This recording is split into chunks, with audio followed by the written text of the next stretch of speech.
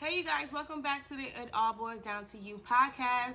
My channel is geared towards other plus size women like myself battling PCOS, helping other women transform their mindset, which in return is going to go ahead and transform their lives. So this specific episode is going to be titled How I Lost Weight with PCOS. And I feel like just being honest, and I have a warrior mindset. So I don't like to give up, especially if it's something that I'm like extremely passionate about, and especially when it pertains to myself. Like, I don't like to give up on myself, but I always felt like, you have to be careful with your words, and we have to make sure that we're thinking positive thoughts all the time, because it's very necessary, especially on this journey. Like, you're gonna have to make sure that you're always thinking positively, because that's just the only way we're going to be able to manifest, this healthy lifestyle. So it took me, like, I had to be honest, like, oh my God, like, having PCOS, trying to get this weight off you is extremely, extremely hard. And I'm not going to sit here and act like it's not. Especially, I feel like the more weight you carry, the longer that you have had this condition, it's going to be harder. Especially from my experience, I feel like each kid that I have 3 babies. So each kid that I had, the weight loss even got extremely harder. And then also, trying different, diets, way of eating, and losing the weight, gaining the weight back.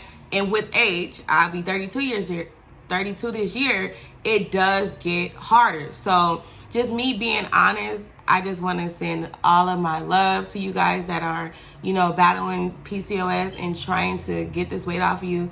I send my love because I know that it is extremely hard. So just a disclaimer, I'm not a medical doctor. I'm not a nutritionist or a dietitian. So I want to put that out there. Anything that I talk about, it is going to be, based off my experience and how I overcame and still am overcoming, this journey. So the first thing that I think is very, very important, and I am going to list, different tips off. It's not going to be in like a specific order or anything. Like, I'm just going to list them off. But the first thing that I feel like, and I do have my notebook, so if you guys see me looking down, I'm looking at my notebook. I'm not being a weirdo. So the first thing that I wanted to discuss is the nutrition aspect, like your diet, right? I will be the first to tell you, like, I didn't try everything from keto, from vegan, from this, from that. Like, I didn't try everything that you can think of under the sun, navigating through this journey, trying to figure out what works for me. And what I realized is that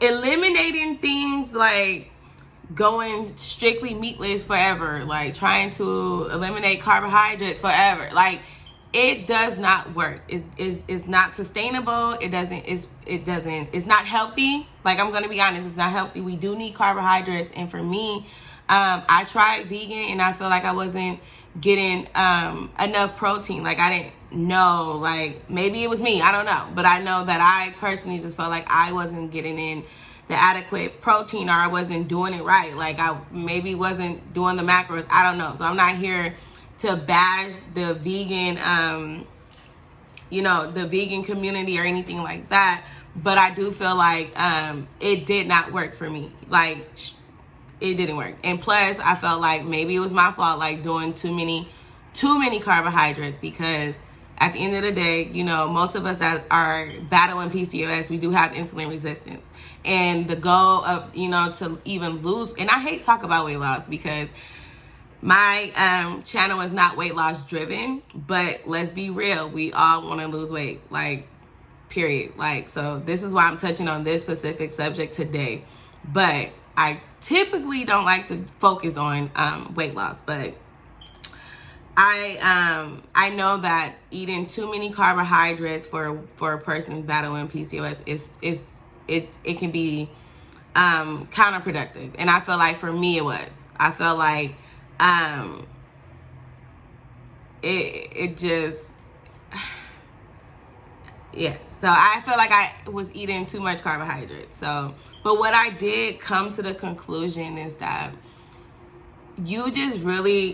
we really need to focus on real whole foods, right?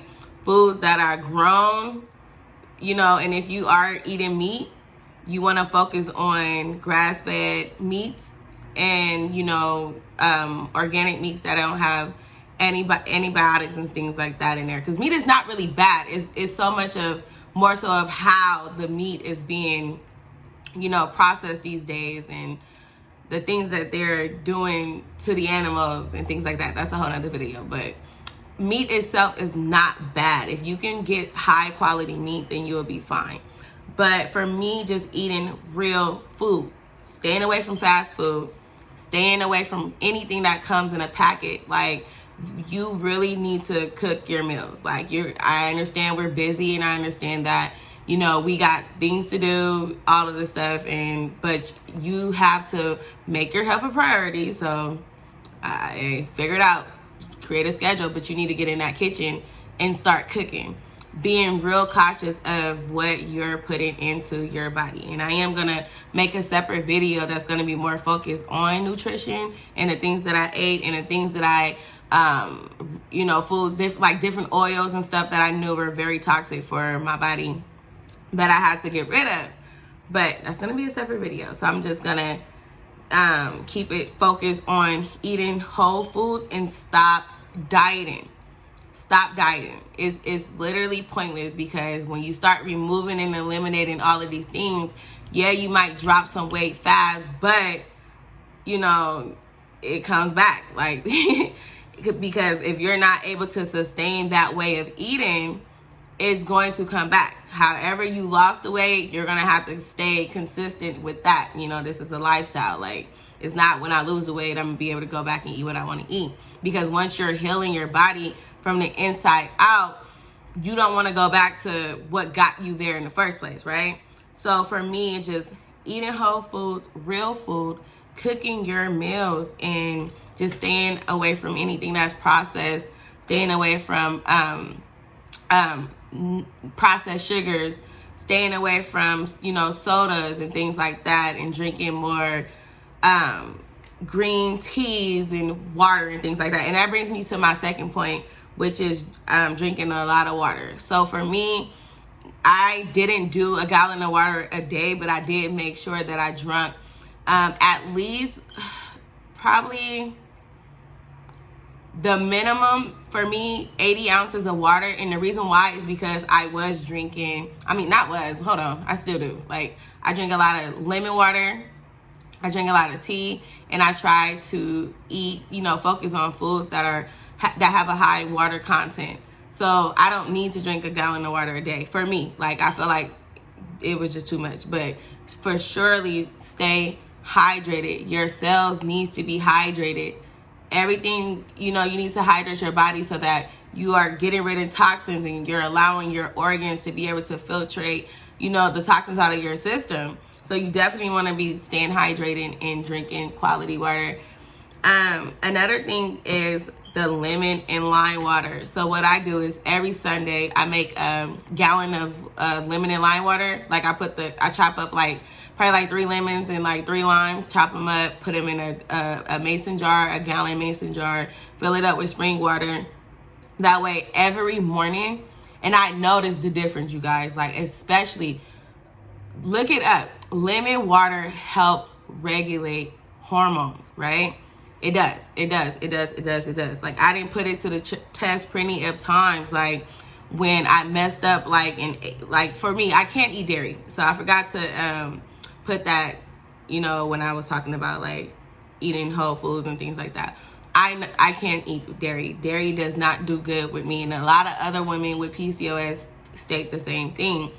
I want to keep it short, so I don't want to go into detail of why dairy is detrimental to a person battling PCOS, and you should probably try, Everybody's different, but at least try to take I don't want to say take it away.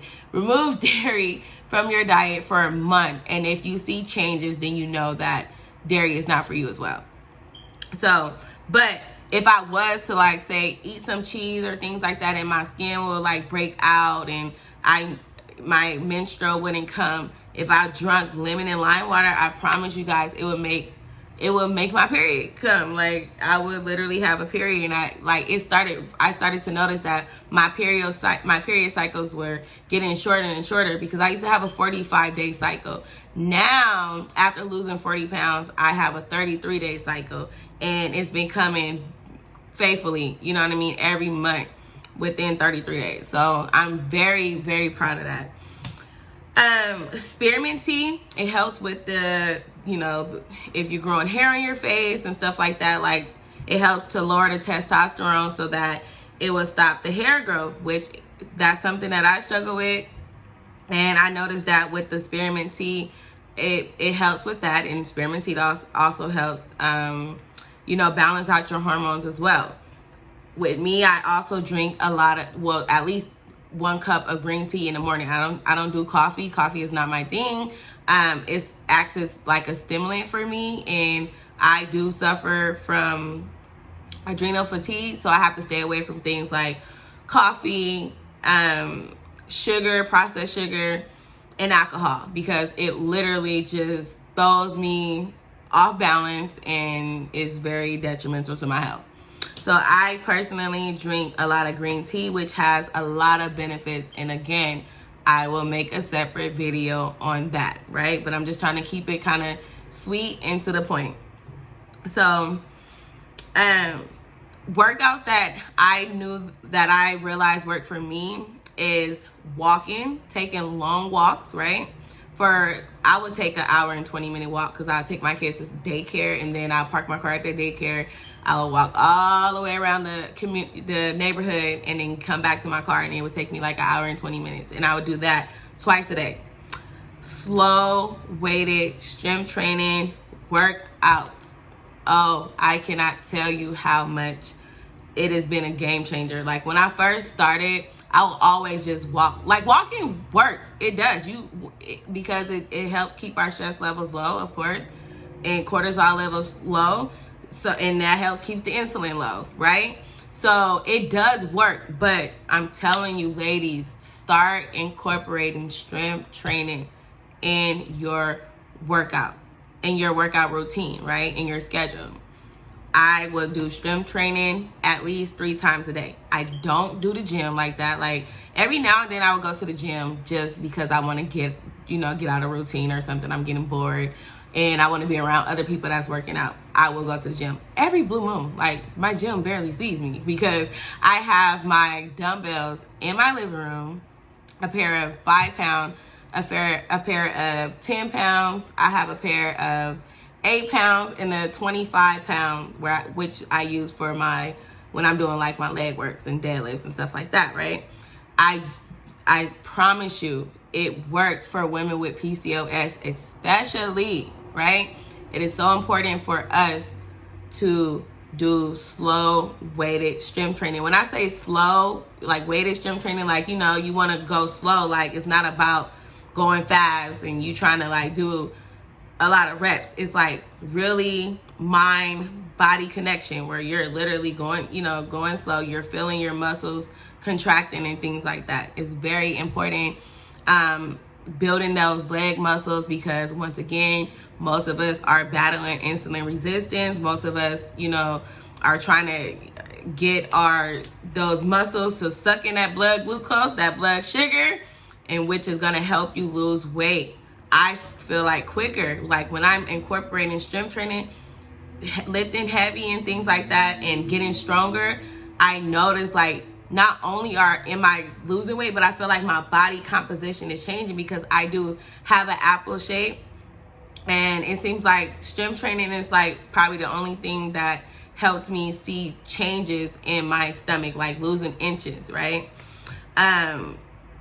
Also, like some form of like HIIT, right? My form of HIIT that works for me that I like to do is when I do go on my walks, like I do 5 rounds of walking for 2 minutes and then jogging for a full minute, right?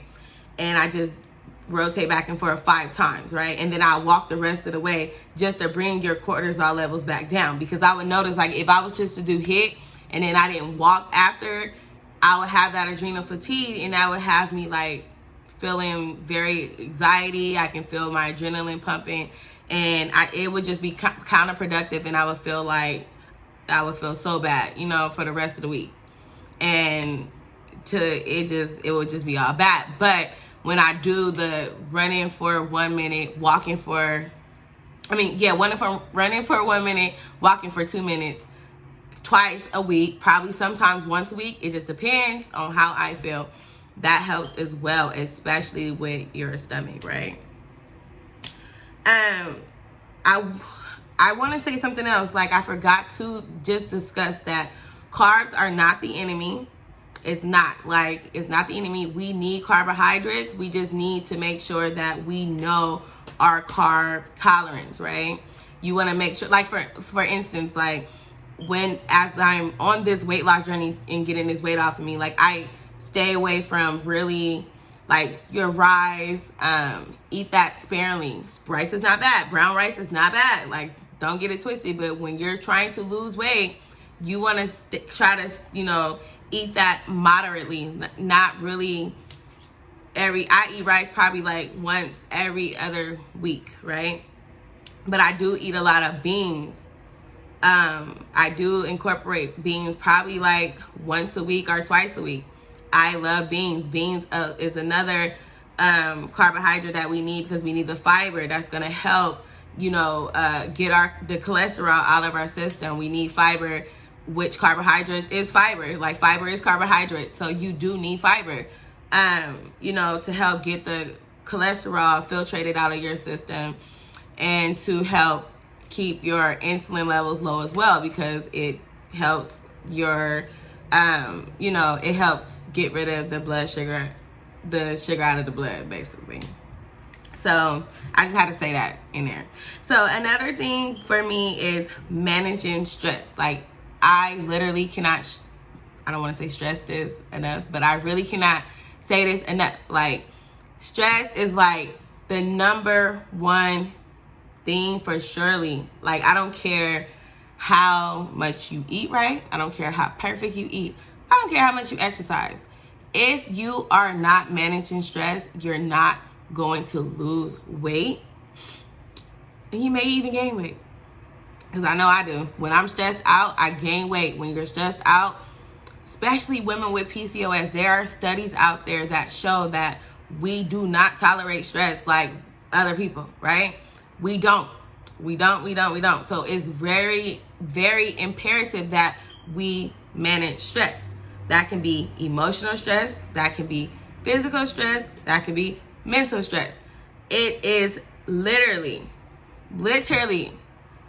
life or death. I'm going to say it. It is literally life or death if we are not managing our stress.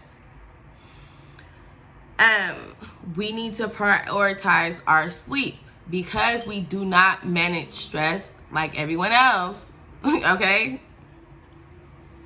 We have to prioritize our sleep. Women with PCOS, majority of us do not, and you can look this up. And on this channel, I encourage everybody to do their own research. I encourage everybody to understand that their bodies are made different. Everybody's bodies is different. I don't care. Can nobody tell me otherwise? So do your own research. You know, as you watching this video, I am telling you, do not just take my word for it. Please take your health in your own hands. Be proactive with your own health. Get in that driver's seat and do the research as well as implement it. Some, you know, these tools and tips that I'm giving you, that you research, other people giving you the knowledge, you have to implement it. You have to, because you have to see what works for you. But I know for a fact we have to rest and we have to sleep. The difference when I say rest, okay? Because we can't manage stress as well, sometimes we can over-exercise. And I do this a lot, especially when I'm in my groove, and I be forgetting, because in my mind, I'm like, yes, I'm going in. Like, I got the stamina, I want to do this. But sometimes I can push myself too far where I'm like, okay, I want to work out 7 days a week. But you have to know that some days you need to walk, some days you need to do strength training, some days you really need to rest, right? We have to allow our bodies to recover. So really take your resting serious. Really set a schedule, and really, because a lot of women with PCOS too battle insomnia. A lot of women, like, there's a lot of women that I talk to, and they're just like, I'm doing everything I'm supposed to do, it's not working. And I'm listening to them. You can see the bags in their eye, like under their eye, and I'm like, you're not getting no sleep. And they come up with all these excuses. Well, I have to work, I have to do this.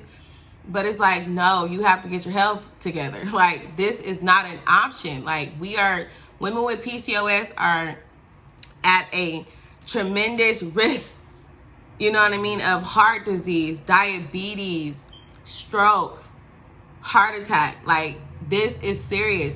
There ain't no, I gotta work, you know what I mean? Yes, get your money. I'm not saying that. I'm not saying you know, and I'm not being inconsiderate of the fact that people have to work. But at some point, you have to understand that your health is all you have. Health is wealth, dude. Like, you have to put yourself first. You have to make that time. It's not optional. It's not up for discussion. Start practicing sleep, okay? Really, really, really start prioritizing your sleep and get some rest. Because if you're stressed out, your cortisol levels are high, insulin goes up. There's times where I literally would be working out and all of this stuff, and I'm still thinking I'm doing it right, because I'm like, okay, I'm strength training 2 days out the week, I'm resting and all of this stuff. But when it comes down to my sleep, getting good quality sleep, I'm only sleeping for 3 to 4 hours, and I'm thinking that I'm fine, and I'm not. And then that's when you start having those mental problems like depression creeping in, anxiety, and things like that. You're emotional, you don't even know why.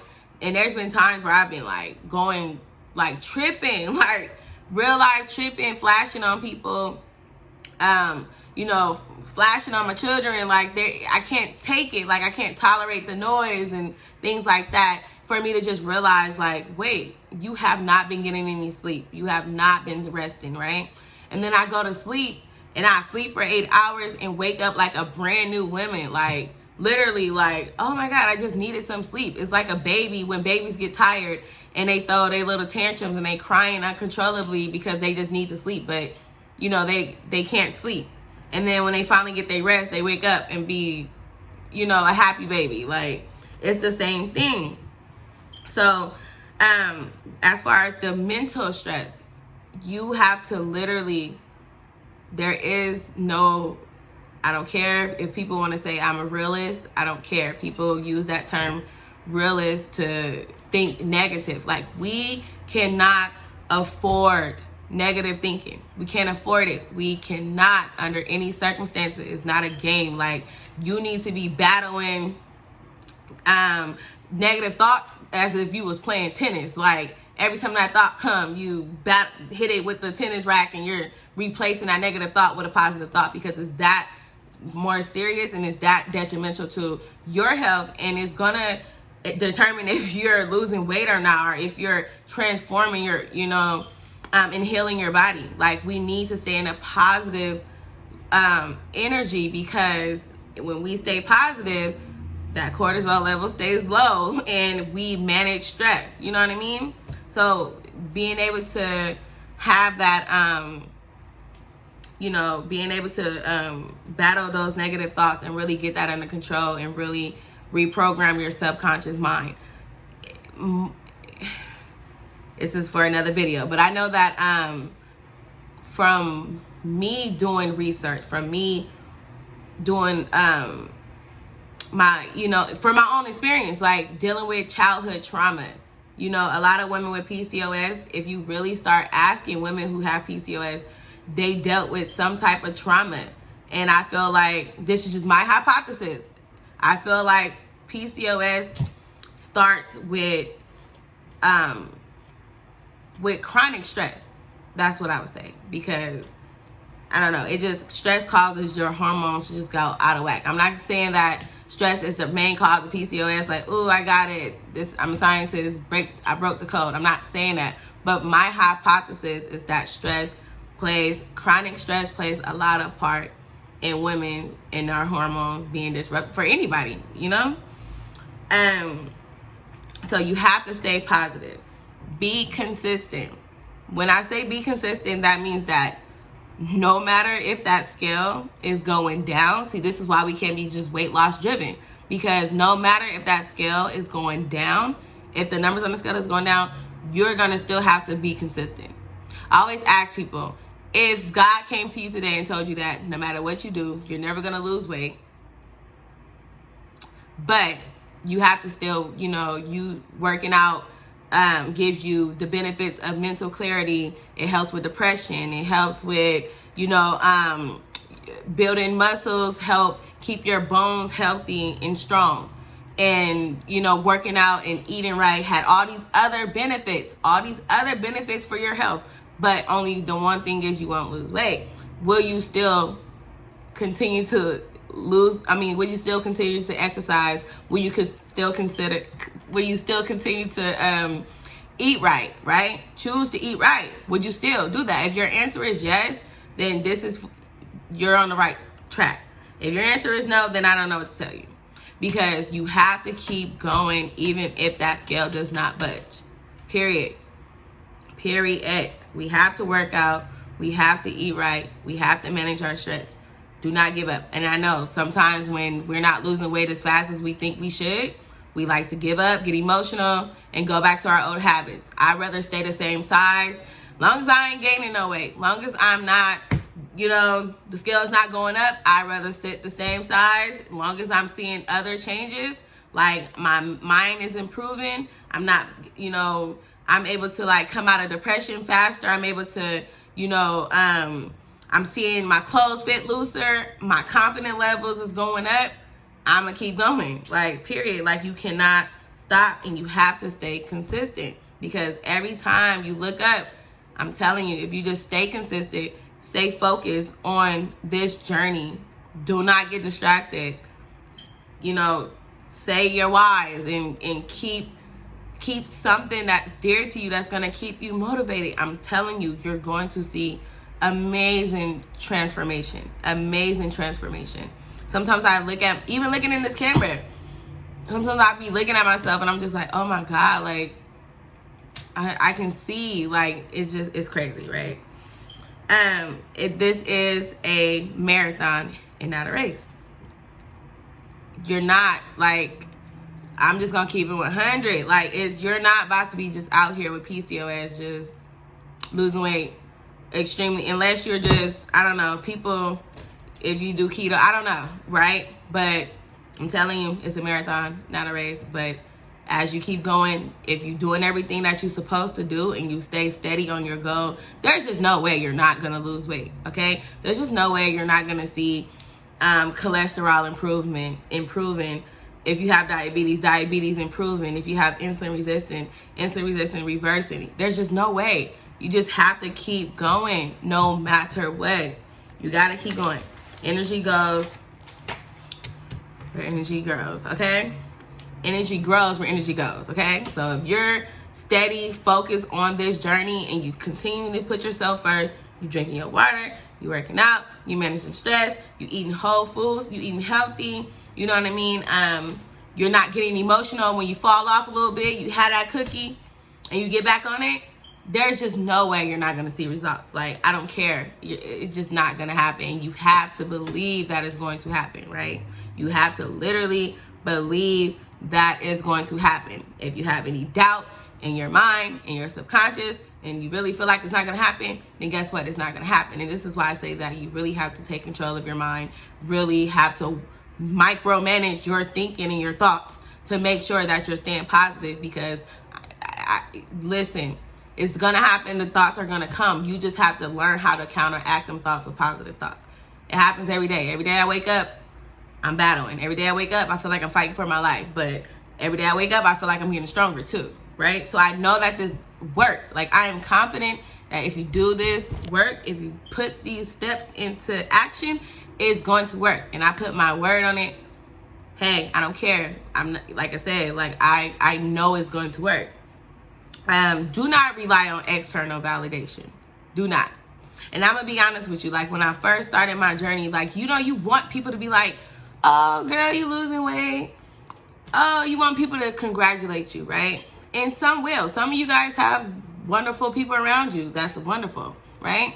But sometimes you're not going to hear people tell you that. First of all, not even on no like shady stuff. People do got their own life. People be in their own little world. People be in their head. Like, I know I do. So it's no shade. So it's like, don't focus on validation outside of yourself. Like, this is why you need to practice self-awareness. Keep checking in with yourself. Look at the little things, right? Look at the little things. Your shirt feeling looser. Your jeans feeling looser. You maybe lost, weight off the scale, but I personally recommend staying off the scale.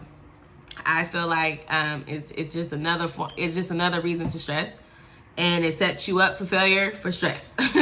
So I choose to look at other forms of confirmation. Like, if my clothes are fitting looser, how's my skin? You know what I mean? Is my periods coming on time? Things like that. Just anything besides just looking at the scale and people telling you. If no one's saying nothing, that does not mean that it's not happening, right?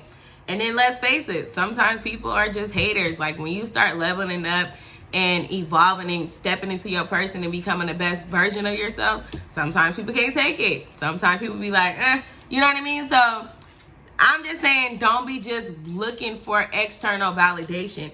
Make sure that you are validating yourself and you're practicing self-awareness so that you can see the changes, so that you can want to stay consistent and want to stay motivated. And don't rely just on motivation. Rely on discipline.